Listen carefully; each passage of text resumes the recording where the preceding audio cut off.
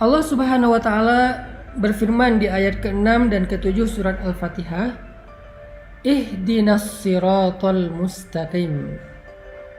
Tunjukkan kami jalan yang lurus. Tunjukkan kami jalan yang lurus.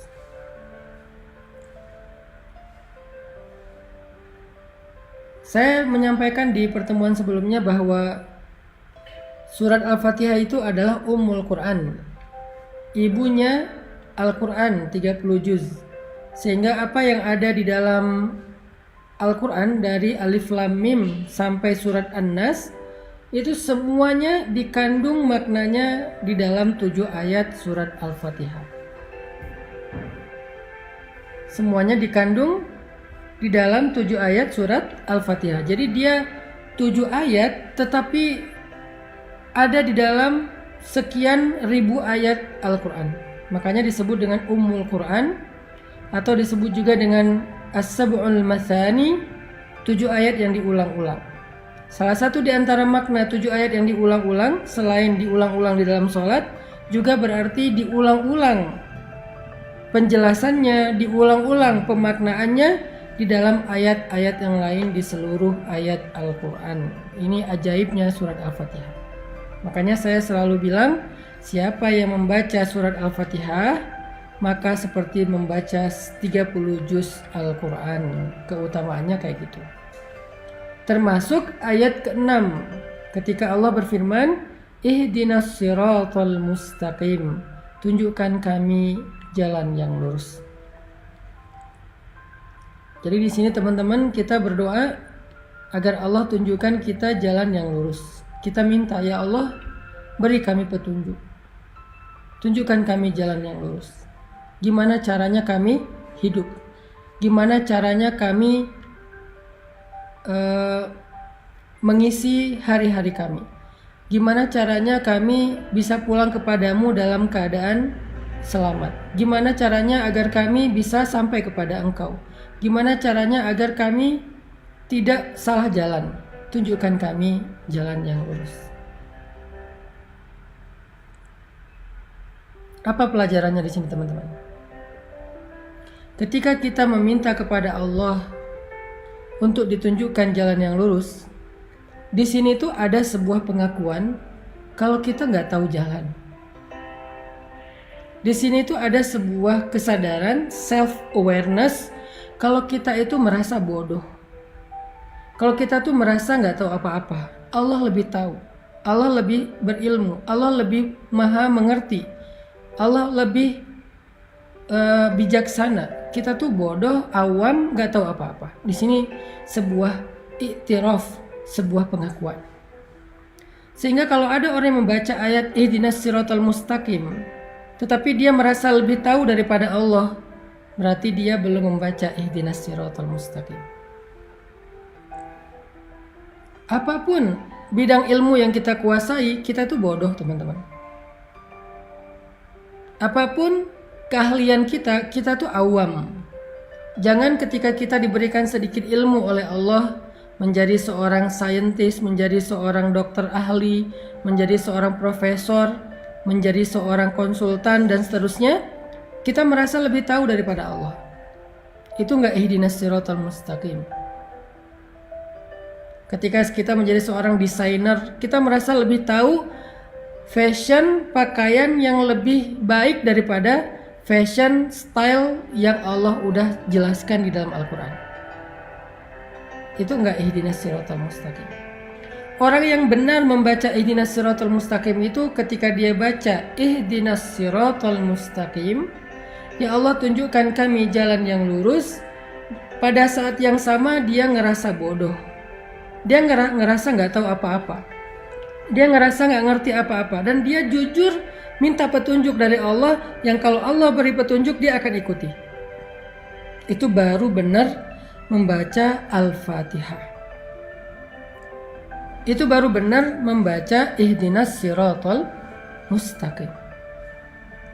Tapi kalau dia baca Ihdinas siratal mustaqim, ya Allah tunjukkan saya jalan yang lurus, lalu Allah tunjukkan jalannya tentang masalah finansial, Bisa jadi kita seorang konsultan finansial. Bisa jadi kita seorang ahli ekonomi. Bisa jadi kita seorang bankir. Bisa jadi kita seorang misalnya trader yang main saham dan seterusnya. Kita baca ihdinas siratal mustaqim, lalu Allah tunjukkan petunjuk. Allah tunjukkan jalan yang benar dalam masalah finansial. Salah satunya adalah janganlah kamu makan dari hasil riba. Janganlah kamu mempraktekkan riba. Terus kita bilang, wah ini sistem sebetulnya sehat buat ekonomi kita. Sebetulnya sistem riba itu nggak murni bermasalah sih, secara finansial tuh bagus, asalkan kita bijak mengelolanya dan segala macam. Berarti kita belum membaca ihdinas siratal mustaqim. Berarti kita belum benar-benar menyadari kalau kita tuh bodoh, Allah lebih tahu. Rabbi, ana jahilun wa anta alimun. Ya Rabbi, saya itu bodoh dan Engkau maha tahu. Makanya saya bertanya kepadamu, makanya saya meminta kepadamu, ihdinas siratal mustaqim. Kalau kita bertanya kepada seseorang, terus kita membantah, kira-kira apa pendapat orang tentang itu? Berarti kita nggak bertanya, kita sok tahu, atau kita mengetes dia, atau kita keras kepala dan seterusnya. Makanya kalau kita baca ihdinas siratal mustaqim yang benar, haqqut tilawah, kita mulai dengan self awareness. Kita mulai dengan kesadaran tau'iyah, wa'yun nafs, kesadaran diri. Kita mulai dengan iktiraf, pengakuan bahwa kita bodoh, Allah maha bijaksana, Allah maha tahu. Makanya kita minta kepada Allah, makanya kita bertanya kepada Allah, makanya kita memohon kepada Allah, ihdinas siratal mustaqim. Ya Allah, tunjukkan kami jalan yang lurus.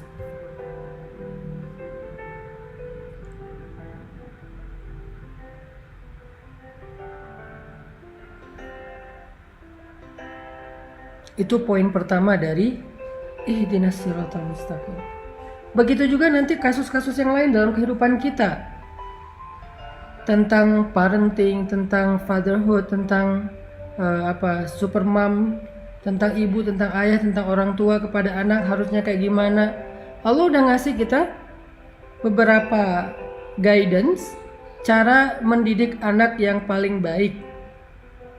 Terus kita sebagai konsultan parenting, konsultan pendidikan anak, nggak mau percaya dengan pendidikan, dengan konsep pendidikan atau petunjuk pendidikan yang ada di Al-Quran, bahwa mengajarkan Al-Quran dari kecil, mengajarkan sholat dari kecil dan seterusnya. Kita nggak percaya, kita lebih percaya dengan kurikulum buatan kita sendiri atau buatan manusia atau buatan para ahli katanya. Berarti kita belum benar-benar punya self awareness saat membaca ihdinas siratal mustaqim. Apapun tentang kehidupan kita, Allah lebih mengerti daripada kita. Para psikiater, para psikolog, ketika mendapatkan seorang pasien, seorang klien yang punya penyakit mental illness, sakit mentalnya, lalu Allah Subhanahu wa Ta'ala memberikan solusi di dalam Al-Quran, yaitu dengan memperbanyak sholat, sedekah dan zikir. Di dalam surat Al-Ma'arij, manusia itu halu'a, jazu'a, manu'a, labil intinya, illal musallin, kecuali orang yang sholat dan dawam dengan sholatnya. Artinya memperbanyak sholat sunnah, ada terapi ibadah. Dia nggak mau menyarankan terapi spiritual karena dia nggak percaya dengan spiritual healing. Dia lebih percaya dengan psikologinya, dan psikologinya berasal dari Sigmund Freud, bukan berasal dari Al-Quran. Bahkan kadang-kadang bertabrakan teorinya.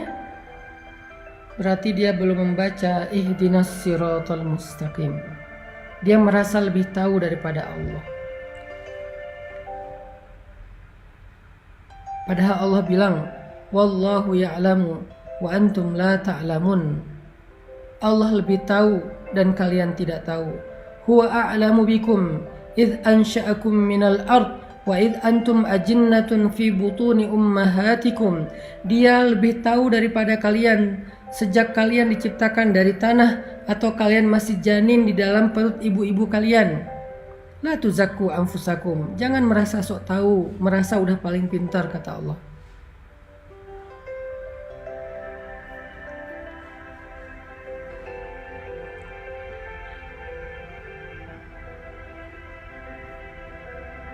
Jadi poin inti dari ihdinas siratal mustaqim yang pertama adalah kita membaca kalimat doa ini, membaca ayat ini sambil membangun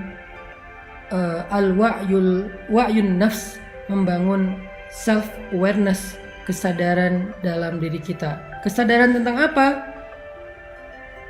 Nahnu juhala wallahu alimun.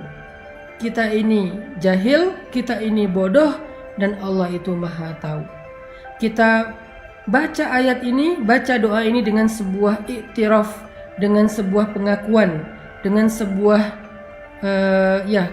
keyakinan bahwa kita itu butuh Allah untuk menunjukkan jalan hidup kita. Sehingga nggak boleh kita merasa lebih tahu dari Allah.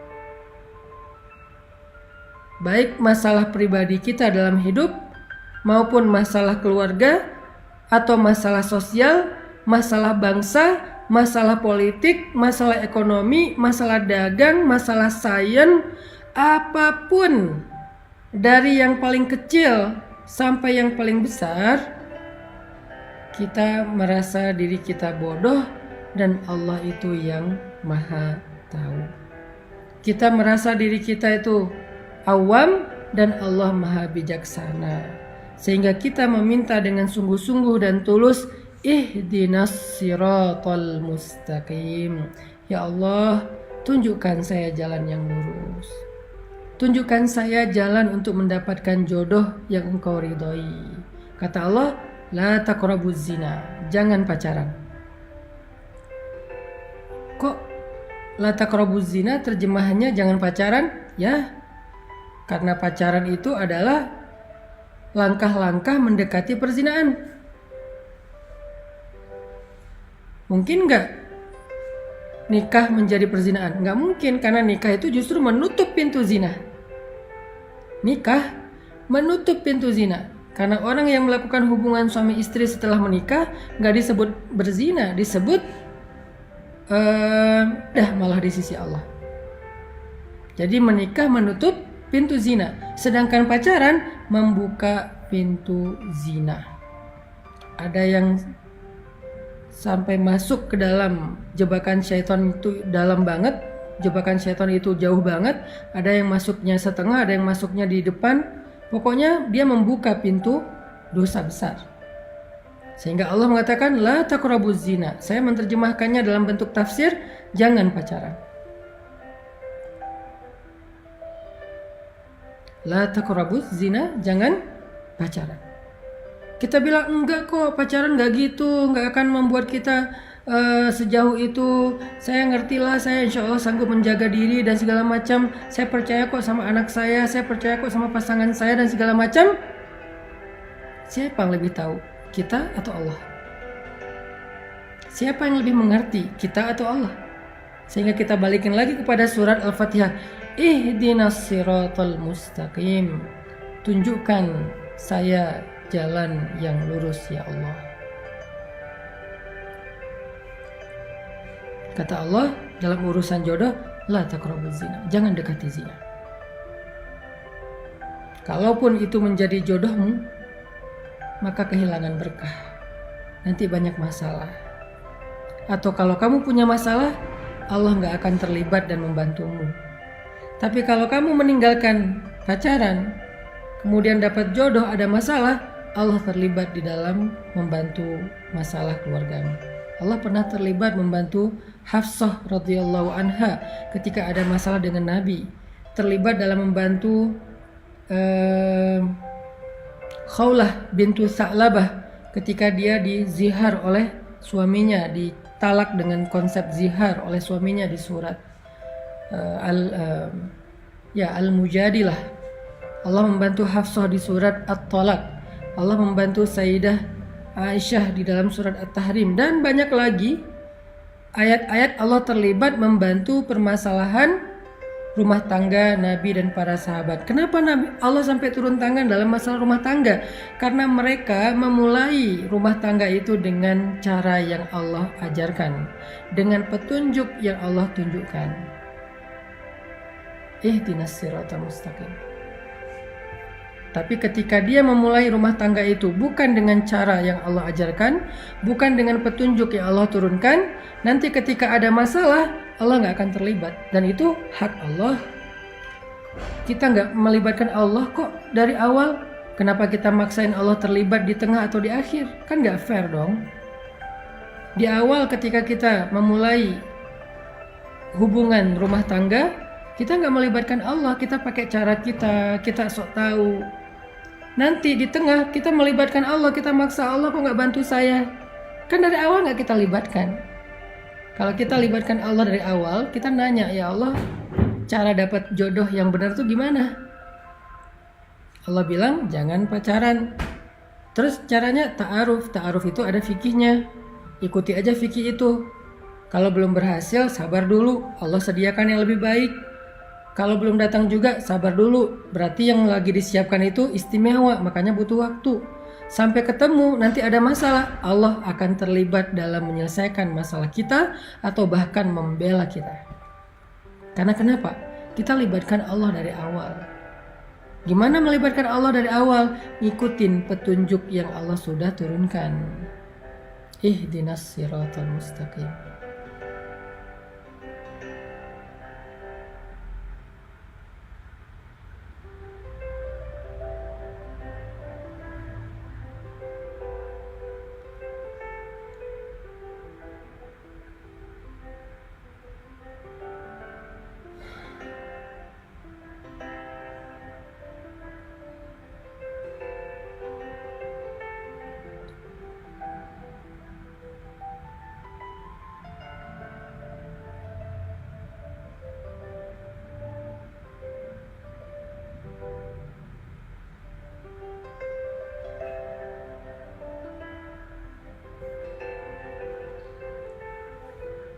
Itu poin pertama teman-teman, tentang ihdinas siratal mustaqim, adalah i'tiraf dan wa'yun nafs. Ada pengakuan dan ada kesadaran diri. Jadi kita tuh harus tahu diri ketika baca ihdinas siratal mustaqim. Sampai di sini jelas ya, insyaallah. Jangan sampai kita berdoa meminta sesuatu yang kita merasa udah lebih tahu. Aneh kan? Kita minta kepada seseorang, kita bertanya kepada seseorang sesuatu yang kita ngerasa udah lebih tahu. Ya aneh. Kalau kita bertanya kepada seseorang, kita harus yakin bahwa kita emang nggak tahu dan kita yakin orang itu lebih tahu dari kita, makanya kita nanya. Kalau nggak disebut basa-basi atau ngetes. Gak mungkin kita baca ihdinas siratal mustaqim untuk ngetes Allah. Jangan sampai juga kita baca ihdinas siratal mustaqim sekedar basa-basi doang. Kalau kita basa-basi, Allah juga basa-basi. Kita minta petunjuk Allah, basa-basi, Allah kan tahu isi hati kita. Bahwa kita merasa lebih tahu dari Allah dan gak percaya dengan omongan Allah. Nanti Allah juga akan basa-basi loh sama kita. Basa-basi bantuin kita, basa-basi ngeijabah doa kita, basa-basi memperlakukan kita. Nauzubillah. Jangan basa-basi sama Allah. Jujur aja, karena Allah lebih tahu isi hati kita.